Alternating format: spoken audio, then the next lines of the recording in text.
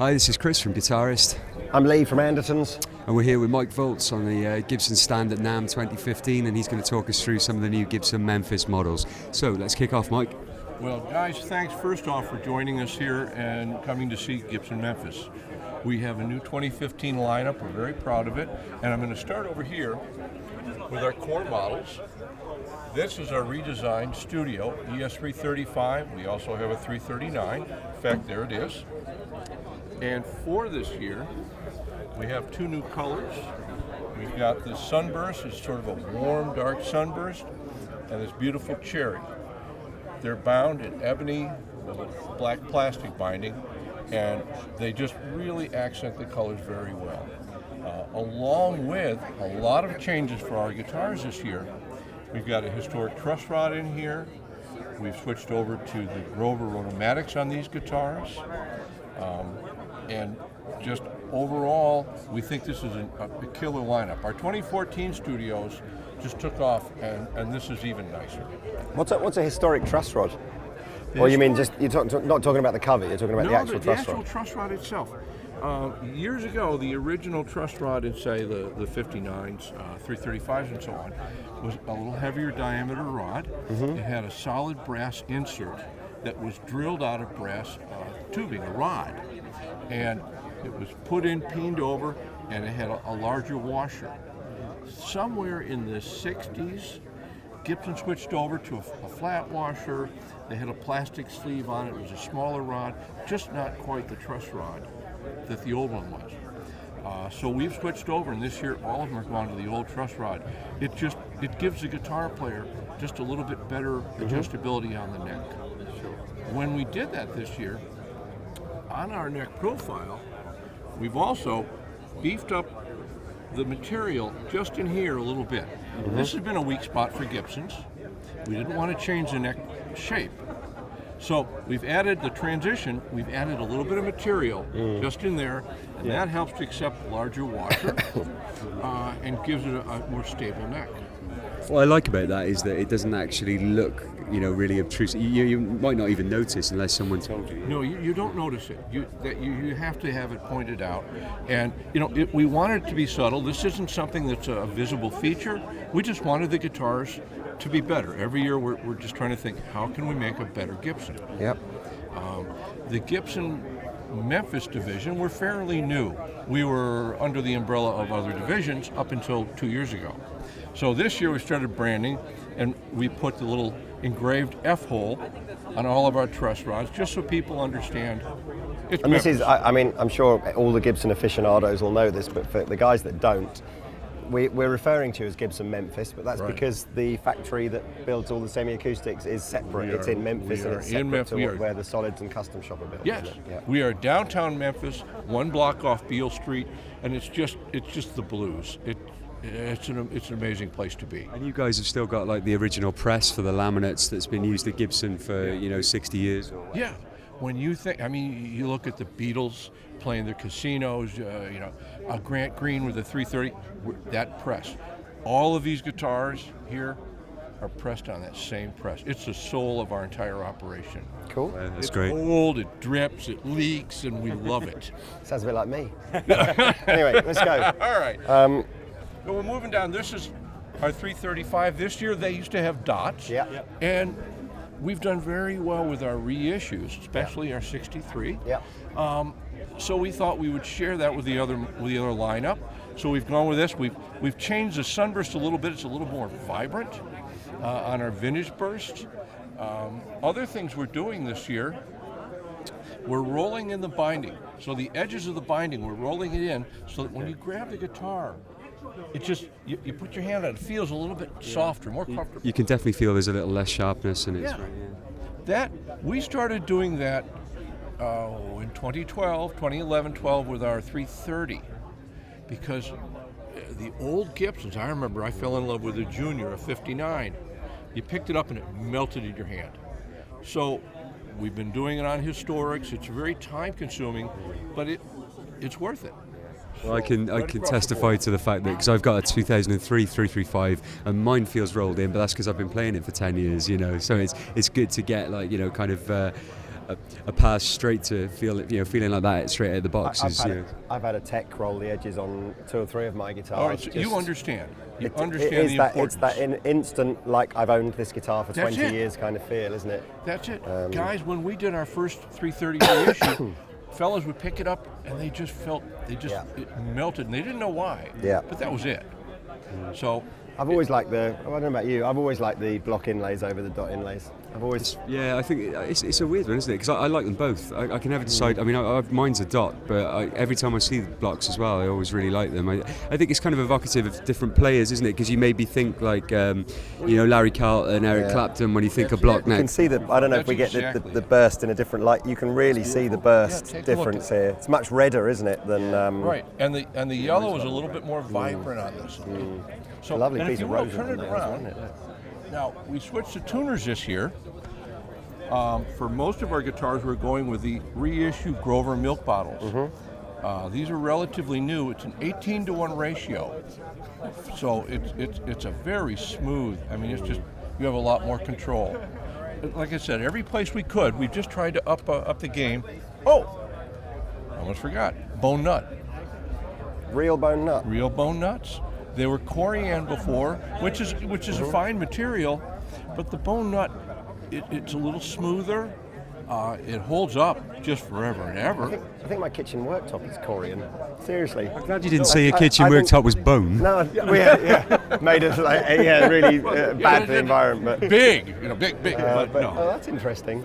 I just love the way that all we ever seem to do every year is find a feature that we used to use 50 years ago, whether it's the glue or the stains or the nut or whatever, and go, I think we'll just go back to that. It's like, So what have you done with the pickups? So they're not 57 Classics anymore? This year, on the majority of these guitars, we're going with the Burst Bucker 1 and 2. Okay. They're very, very similar to some of the PAFs, a little bit more output. And we just thought we would step it up a little bit with that. We used these a couple of years back on our historics until we came up with our own pickups. And we get to the historics, I'll tell you about those. cool. Right. So let's just move on. We've got the 339. Again, this is an old standby for us, and it's a great guitar. And another feature, and you're going to see this feature on many of our guitars, we have the Tone Pro locking bridge, which we started last year. So this year, we're using a locking post for our tailpiece, and it gives you just that much more solid vibrational transfer. I really like the fact that it's very unobtrusive as well, and you've really got to get close to it before you'd even see it. So if you're playing that on stage, no one's going to know that it's not a vintage style tailpiece. Yeah, that was a consideration. I'm glad you noticed it.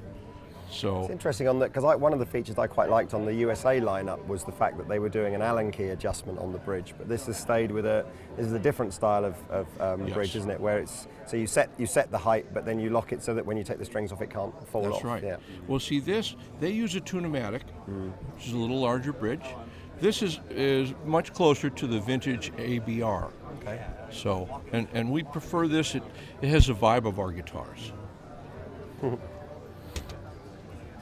Okay, of course, we have our Cherry 335, the natural, and these, again, the bone nut, all the locking. They carry a lot of the same features through. One of the things that we're adding this year, our capacitors have always been a .022 microfarad for both the bridge and the neck. This year we've switched out to a .015 on the neck pickup, and it gives it a little bit more clarity. It doesn't roll off as much, so it's just got a little more sparkle up there. Let's go back over here. Last year, in May, we introduced for the first time our Les Paul from the ES division. And these guitars, they're based on a Les Paul very precisely, but they're manufactured just like every ES guitar. So the top and the back are laminated maple, poplar, and maple.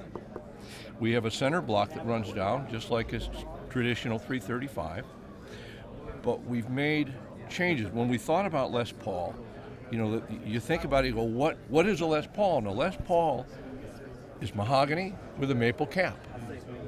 So when we did the center block, It's a mahogany center block, and it's contoured so that it's got a nice light weight. And then the maple top. I feel the weight. Oh, please, Yeah, go. there's nothing there. Yeah, that's great. 6 pounds. Yeah. I like that. I like that an awful lot. I have to say. A little bit, 6 pounds. And, so we stayed with the traditional trapezoid inlays. Again, this year, we're going with the bone nut on this, the historic rod. Is it a slightly flatter top than a Les Paul? Just a Or little bit. little The flatter, pressing's just yeah. a little bit flatter. And the tonality is really wonderful. The pickups, we like this. It's funny. We did this guitar, and in-house, we just sort of liked it right away. And so we put our historic humbuckers in this and tried it, and we loved it. So this has got the MHS humbuckers, and a very traditional looking Les Paul. It's got that, it sounds like a Les Paul, but then you hear the airy ES in there. It's done very well. I don't know how many of you, the 2015 stuff you've seen yet, but I haven't seen a bad bit of rosewood on a 2015 guitar yet. Yeah, it does definitely look really, really nice colour. We grade our rosewood according to the model. On our studios, we're actually still using the baked maple with the dots. Once we get into the different models with the rosewood, as the models go up, the grading of the rosewood matches that. Right. So, okay, brand new, Yeah. a bass. It's very, very, very cool looking bass in gold Yes. top, especially. You I could love sort that. of, you could certainly see Paul McCartney playing one of those, and you wouldn't sort of immediately See myself playing that. Yeah, that's Yeah. true. That's Well, cool. and again, it's exactly based on our Les Paul. It is the same body shape. The neck, you got to grab the neck and you feel it. It's a Les Paul neck. It's massive. What's the scale length on it? 30.2 inches. Quite easy to play for guitar players as well. That was sort of the point on this one. Guitar players can pick it up and you feel very at home with it. You're going to ship these with flat wounds on them as well. Yes. Look at that. It's awesome, isn't it? It's just, It does look cool. we work with Oh, different look at bass those as players. well. That's Well, fantastic.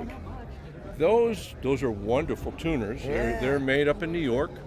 I know the Hipshot guys. They make Do you? great They hardware. do. Great hardware. It's so accurate and so well made, and it weighs nothing.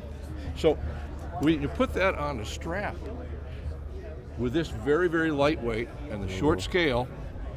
just sits right. It hangs. We were worried because it's a light guitar. It's 6.5 pounds, and I thought, oh my! But so That's that great. works out Really well. cool. Yeah, this is a dark burst based off of 59 that we found. And like I said, these are the only two Are that they exist at this completely point. hollow as well? There's no center block. It has a center block. Oh, it does. The reason it seems hollow, we took our Les Paul center block and just redesigned it so that it would capture, the physical area it needed to for your structure. Right. So it's got a very thin, actually it's about the same thickness as these two, the space here. There's a block here, a very thin web of wood going up to Right. a block here. Very cool. It's working out really well. And the pickups we're making specially for these. So based on the MHS pickups. So I think we're having fun with it already. Again, another Les Paul. This is core model. It's our Lemon Burst for this year. We're getting into now. These are limited run guitars. Last year we did a black top, and this year we thought, well, what the heck? We'll do that. The white top, just flip it around, and we went the warm white. If the collectors out there, mandolin players, they'll look at that and they'll see an old Gibson A3 mandolin. They call them the ice box. That's what it looks like. The VOS works so well on the Yes. gold top, doesn't it? Yeah. Just, Extremely cool. that is so cool. And this is out for Q1. Yep. And as we go through the year, there's going to be quite a few more guitars because every quarter we'll be releasing another 12 to 15 limited run models. So this is Q1 that we're walking into. Okay, so Very what's nice. next? And well, we've got another variation. We've got the Bigsby version, yep. And I'm going to tell you, some of these guitars right now, Alex Lifeson has one. Super Bowl. Lenny Kravitz is playing a gold top. We just sent him a white one. We hope to see it on the Super Bowl, but he's playing it. He's massive, isn't he, Lenny Kravitz? I mean, that'll look like some sort of 3/4 size guitar on him, won't it, like that? So we've got a lot going on, and a lot of the artists have discovered the Les Pauls from Memphis, and they've been wonderful for us. So let's keep going. Okay, here. It's fantastic. It just looks amazing. 295 in our ledgers. And Gibson has all the original ledgers. It's wonderful. You can go through their handwritten, and you can see like who got a J200 on what day, or who got the 50. But came across a Cherry 295, so it was like, let's do it. So it's a 52 295 What's Cherry. The truth behind the model numbers? You know, the 295 and the 335. Is it to do with the original price or something of the guitars? That's what I've heard. Yeah. I love the colour of that because it's got that real sort of vintage faded sort of vibe. It almost gives it a melon kind of colour, you know. The Cherry, we developed the Cherry in 2013 when we worked with Warren Haynes. Right. Yeah. We did his 61, Big Red, and it took us 3 months. We did over 50 samples. It was the hardest color we'd ever have to do. We had to go to the company that makes all of the stains and finishes. They had to recreate the dye. It was out of existence. So we're using that on our historic products, and they're wonderful. They look correct. And again, Trini Lopez is just. How could you not love Trini? First record I ever had when I was a kid was Trini Lopez, Lemon Tree. So it's just so wonderful to be able to build guitars for him. Do you, is it a conscious decision that you don't do binding in the sort of the diamond holes on those? Because didn't some of the originals had banged The holes? originals did have the binding, but it was a decision. We're not calling this by any particular year. Yeah. If we do a historic model and we call out a 63 or a 50, they're dead nuts. Mm-hmm. But with the Trini, we wanted the look and the feel, but we also wanted it to be able to move through production and be reasonably priced. It looks great in black as well, actually. I really, really like that. It's really cool. It's really rock and roll. We're getting into some of the stuff now where I know these are spot production runs, aren't they? So limited production. These are limited. And I think Gibson have said to me they're only making enough so that a dealer like Andertons will probably only get one each of these. Oh, okay. So they are. Yes, I've asked for more, and they've said, but it kind of relies on other dealers cancelling their orders and stuff, so it's obviously going to be really limited production. Well, they are... Get them while they're hot then, yeah? Yeah. They are.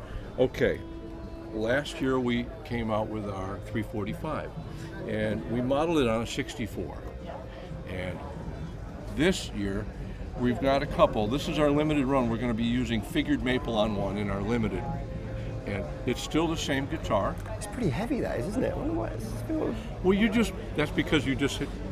We just. Oh, is that what it is? Is that what it is? Yeah. Next time I'm going to start here first. That's about 8 pounds. Which is really? Just about right. Yeah, it could be 8.2, 8.3, but right around the 8-pound range. We had one last year. We had one in the magazine, and I really like the effect that the nylon saddles have as well. I think it definitely gives it its own voice that's slightly removed from the regular sort of 335 voice. It absolutely does, and a lot. We listen to musicians, and so many guys with their originals had pulled out the stereo and made a mono. So these are mono as we go. The Veritones work just so well. I think we're going to see a resurgence in Veritones. We've got guys, Carl Weathersby, who's doing amazing things with the Veritone. J.D. Simo has been using one. Guys are sort of rediscovering the Veritone. Well, I think it's one of those things that people probably don't really understand what it's for, and then when you use it, it's like I find it really useful in the studio, just when you might want quite a thin voicing just to sit in the right place in a mix, and it really helps to kind of scoop that sound out and then just place it in the right place, whereas the full-on full-throated humbucker sound might just be too much, just too syrupy sometimes, depending on how much gain you're using. I know, you're dead on. That's exactly right. Now, while we're filming, this is our 59 335, and we're not changing it for 2015. We dialed this thing in so much last year that we just can't fill all the orders. One of the things we started to do with this guitar is we started having our own spruce cut, and we're using Adirondack quarter sawn spruce braces. We started with just this guitar, but it sounded so much better. It made a difference. All of our historics this year, including the big bodies, have quarter sawn Adirondack spruce, just as you find in the best vintage acoustic guitars. So we're adding that across the board. We've changed out. We discovered we were cutting at 35 degrees on the bevel. The originals were 45. It's a small thing, but it's the little details that really help out. So in our historic lineup, for me, the biggest thing is the new quarter sawn Adirondack. You can just hear it. And one of the things, in fact, take a look. This isn't for this year, but take a look at the cutaways. Yeah, because you got Mickey Mouse here. Mickey Mouse, and then the Slender. We did this about a year ago.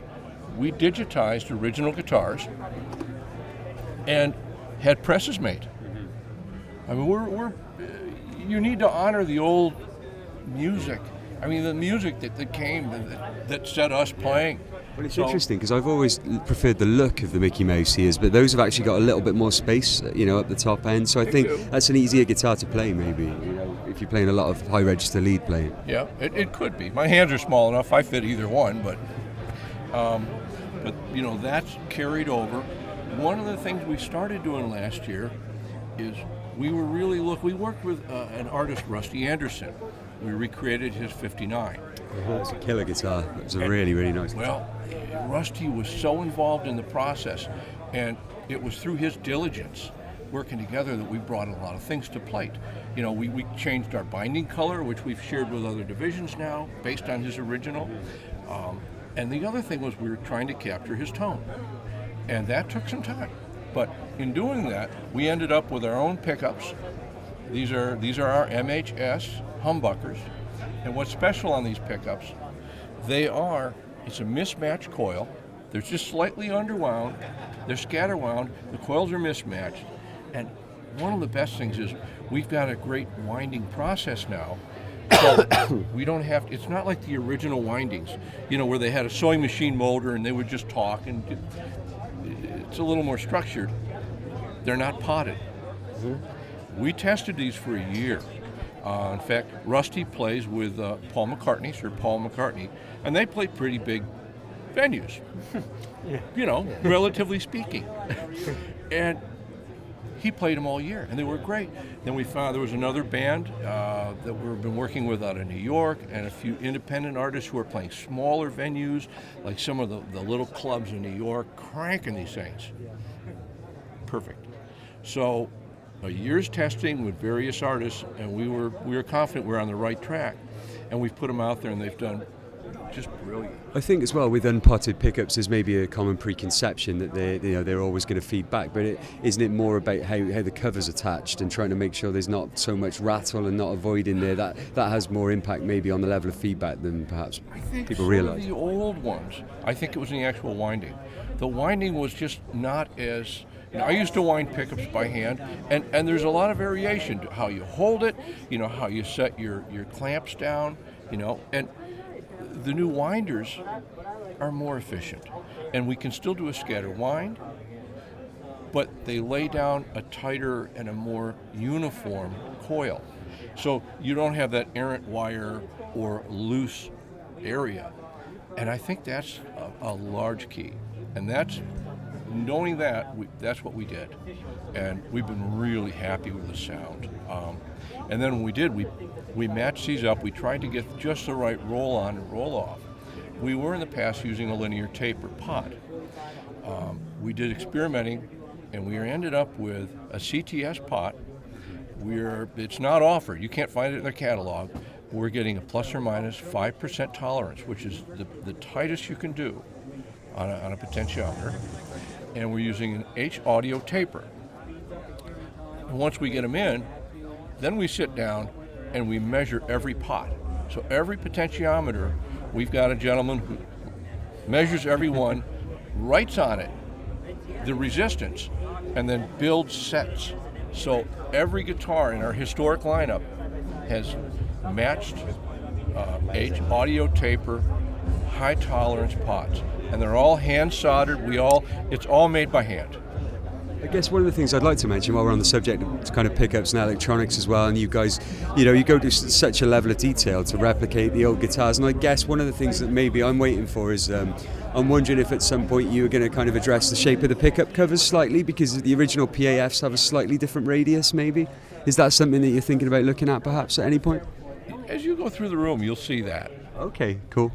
Yes, no, Gibson, I mean, we have different divisions, but the wonderful thing is, especially the guys working on the historics, everyone is focused on how can we get it better?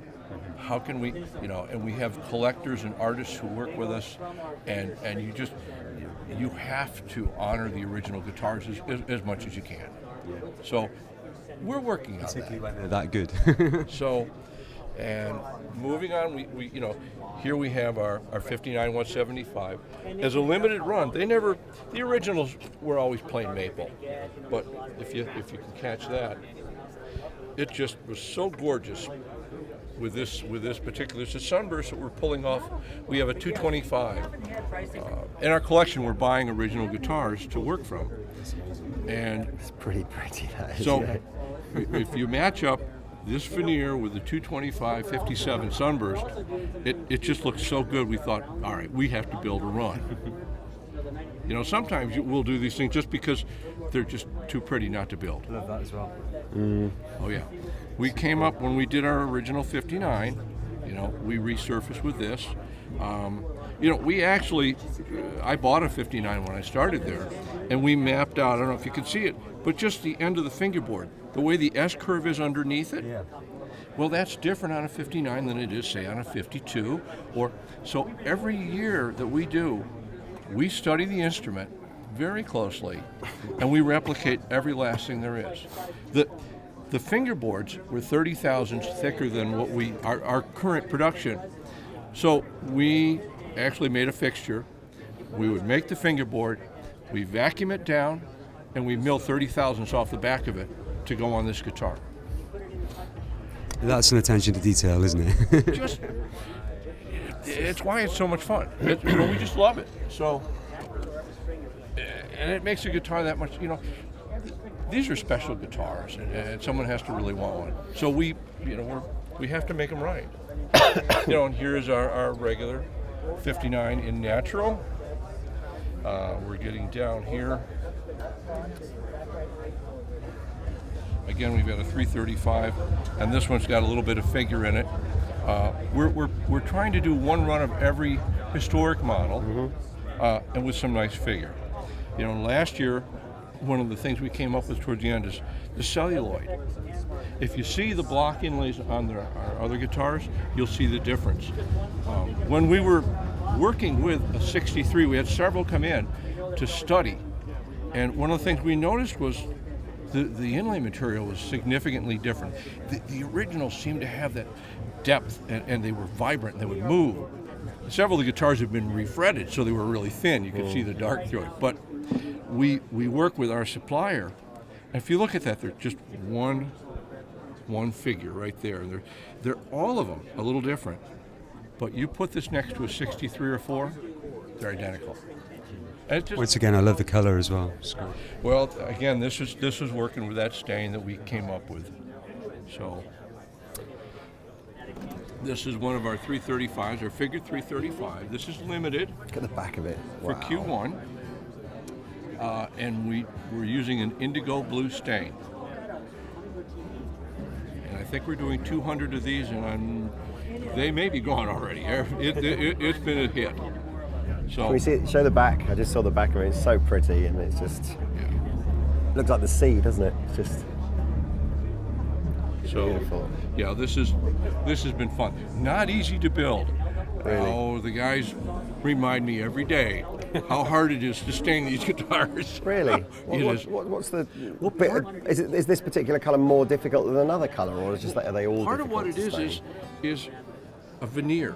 The way veneer is made, they take a log and they put it on. It's like a huge pencil sharpener. Our veneer is rotary cut, so this log, and it'll be 4 to 6 feet. it gets chalked up on a lathe, and they've got a very long blade with a breaker bar. And when they start spinning the log, it just spools off. And if the bar isn't set just right, or if the blade isn't quite sharp enough, it gets checking in it. So these minute fractures. And the more figure you get, the harder it is to cut. Right. So we get these through, and all of a sudden, the stain is just shooting in, and you get different variations, and some of them we just can't run. You know, there are some ebony guitars out there that underneath it are highly figured and blue. Right. But it just wouldn't work. So they're going to be the most sought after ones in a few years' time, as the sort of as the ebony wears through, and you'll see that sort of the blue underneath. And it's funny. I remember some of the old Gibsons. You look inside and see this great curl, and now I know why. Because if we get wood in and we simply can't use it because it's so porous, the glue would come through. We put it on the inside. So you look inside your guitar, sometimes it's figured. You see as well, there's like people who've tried to sort of turn old gold tops into bursts if they've happened to have a good top underneath. Yeah, they'll strip it down and there you go, or it's mismatched. Is this the last but not least? This is the last. Yeah, I absolutely been excited to get love to this one, the whole thing. We started out, we were going to do 50 of them. Yep. We took it immediately to 100 because as soon as we had the first one painted, I was like, oh, this is too cool. And just awesome. It's got that kind of almost. Olive drab green. It's the same colour as the Chris Cornell signature. Yeah. But he didn't have a gloss one though, did he? His green one, I'm sure, was matte finish. Yeah. So this VOS reminds me of gloss like an old this is VOS gloss, World War VOS II hardware. American Jeep kind of colour, isn't it? Just That's awesome. what it is. It looks great. It just came out. It looks so good. You know, Oh. it's one of those ones we thought it might be neat, and we had some dealers that asked us for this. So this isn't this is in no way a historic Gibson colour. Or No, anything not like at that. all. This is It's just something not you can historic at all. It's not intended to be, but it's just cool. So I guess It's it's very another cool. example where work that you've done with an artist on their signature model has filtered through to another model in the range, and it's quite an organic way to develop instruments. Can you put an ebony board on this as well? Well, Let's no, think it's of it. not. This is Rich Light. Oh, okay. It's Rich Light. We don't have the ebony right now. Right. And so we've switched to Rich Light. We've done a lot of testing, and we have some artists who actually swear they can hear the difference and they like it better. Right. I can't hear the difference. My ears aren't that sharp, but certainly no, can't see the difference. No. No, you can't. It looks like a very nice ebony. And one reason it's not historic is we won't put Rich Light on a historic guitar. Yep. We just won't, But as far as a regular model, yeah. You're going to be so. I mean, that you can see yourself on stage, can't you, with that guitar? I was going to Few say, dings in it. This That's is so cool. I know it's early in the show as it's the Thursday morning, but that's my best in show so far on the It might guitar be mine side. too, yeah, I it might love be that. mine too. Absolutely love it. Says. Oh, wonderful! Thank you. Awesome. And that's now you've been through our line, and thank you very much. We really appreciate it. Thank you very much. Oh, here I'll start over here. Sorry. It's all right. No problem at all. Thank you very much. Okay, see you. Cheers. Have a great thanks. show. Thank you. Cheers.